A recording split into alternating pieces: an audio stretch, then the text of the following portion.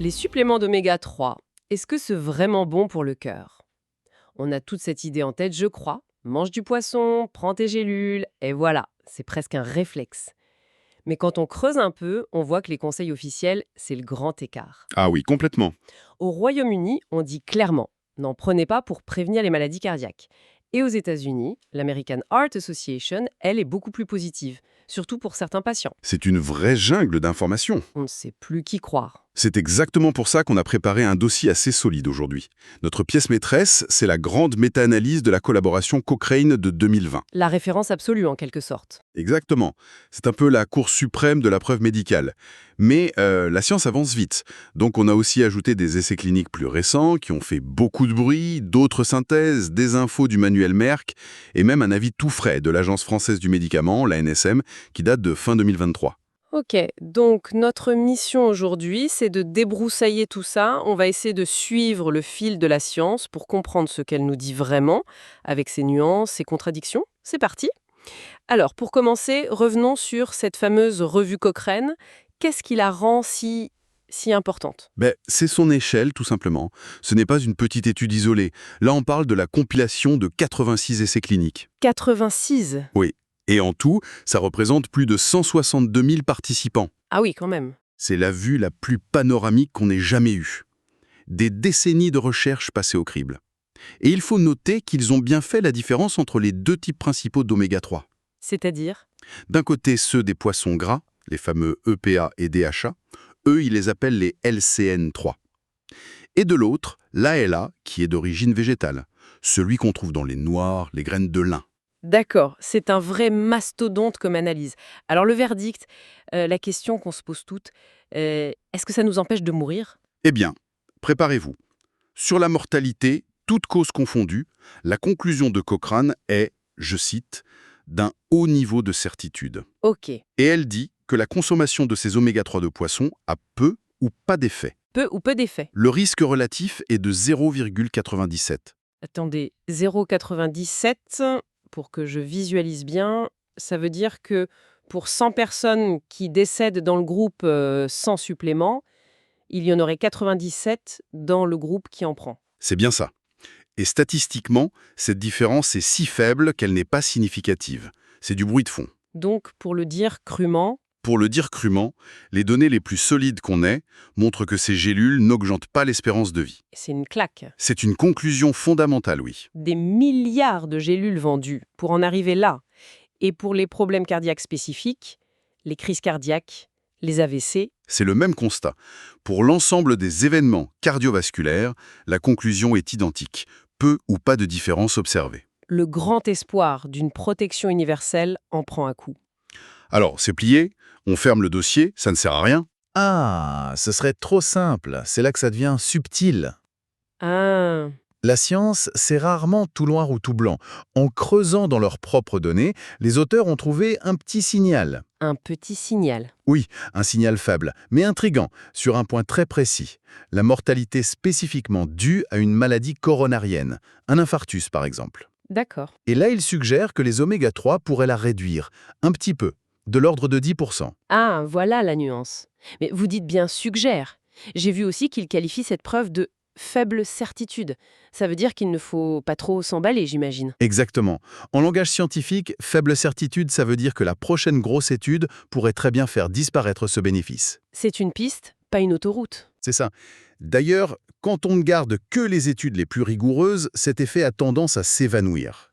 Le seul effet qui semble vraiment solide et constant, c'est sur les triglycérides. Ah oui, 2 lieux. Plus la dose d'oméga 3 est élevée, plus le taux de triglycérides dans le sang diminue. Et ça, c'est un facteur de risque bien connu. D'accord, je vois. Un effet certain sur un marqueur sanguin, mais un bénéfice clinique très incertain. Et tout ça, c'est pour les oméga 3 du poisson et les végétaux. L'ALA, des graines de lin. C'est mieux? Malheureusement non. Pour là et là, les profs sont encore plus minces. La revue Cochrane n'a trouvé que peu ou pas d'effet sur quoi que ce soit de cardiovasculaire. Donc pour l'ALA, le verdict est clair. Très clair. En l'état actuel des choses, ça ne semble pas avoir d'intérêt pour protéger le cœur. Donc si on se place en 2020 avec cette grande revue, le consensus est plutôt tiède, disons. C'est le moins qu'on puisse dire. On aurait pu penser que ça allait calmer le jeu. Et pourtant, c'est tout l'inverse qui s'est produit. En fait, Un essai clinique, Reduce It, a publié des résultats tellement spectaculaires qu'il a complètement relancé le débat. Ah bon? Racontez-nous. Qu'est-ce qu'il avait de si spécial, cet essai? L'approche était très différente. Pas un mélange d'oméga 3 classique qu'on trouve partout, non. Là, c'était une très haute dose, 4 grammes par jour, d'une forme purifiée d'un seul oméga 3, l'EPA. Juste les pas? Juste l'EPA. Et les résultats, publiés en 2019, ont fait l'effet d'une bombe. Une réduction de 25% des événements cardiovasculaires majeurs. Attendez, 25%. 25%. C'est énorme. Là, on ne parle plus d'un petit signal faible. C'est le genre de résultat qui change les pratiques, non? Absolument. C'était un événement majeur en cardiologie. Sauf que, Il y a un sauf que. il y a un sauf que. Un deuxième grand essai, Strength, est arrivé juste après. Il testait aussi une haute dose, mais un mélange d'EPA et de DHA. Et alors? Douche froide. Zéro bénéfice. Rien. Rien du tout. L'étude a même été arrêtée en cours de route pour futilité. Mais comment c'est possible? D'un côté, moins 25%, de l'autre, zéro. C'est le jour et la nuit. Il est où le piège? C'est la question à $1 million. Il y a deux grandes hypothèses qui s'affrontent. La première, c'est une controverse sur le placebo. Le placebo. Oui. Dans Reduce It, le groupe contrôle recevait de l'huile minérale. Et certains critiques disent que cette huile n'est peut-être pas si neutre que ça. C'est-à-dire, elle aurait eu un effet négatif? Elle aurait pu augmenter légèrement les marqueurs d'inflammation et le cholestérol chez les patients du groupe placebo. Ah, donc si je comprends bien, le placebo aurait rendu les gens un tout petit peu plus malades. Ce qui, par contraste, ferait paraître le médicament encore meilleur qu'il ne l'est. C'est exactement l'argument. L'essai Strength, lui, a utilisé de l'huile de maïs, jugée plus neutre. C'est une piste.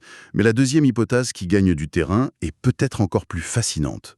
Elle suggère que le DHA, l'autre oméga 3, viendrait en fait annuler les effets bénéfiques de l'EPA. Le DHA serait une sorte de saboteur. Donc la nouvelle théorie, c'est que le secret ne serait pas dans les oméga 3, mais spécifiquement dans l'EPA, tout seul et à haute dose. C'est l'hypothèse qui semble la plus solide. Une méta-analyse a examiné 38 essais. Et sa conclusion, c'est que seule la thérapie par EPA seule est associée à une réduction de la mortalité cardiovasculaire. Dès qu'on ajoute du DHA, le bénéfice disparaît. Le diable est vraiment dans les détails de la formule alors. D'accord. Donc on tient peut-être quelque chose avec cette EPA pure, même si c'est un médicament sur ordonnance. Mais en général, quand un produit est aussi puissant, il y a souvent un revers à la médaille. Est-ce qu'on a identifié des risques?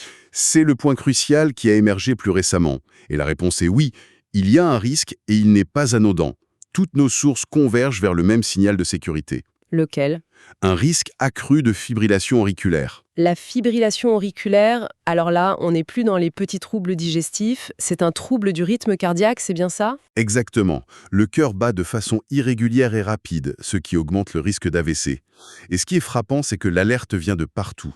Du manuel Merck, des analyses récentes, et même de l'essai Reduce It lui-même, celui qui montrait le bénéfice, et surtout des autorités sanitaires.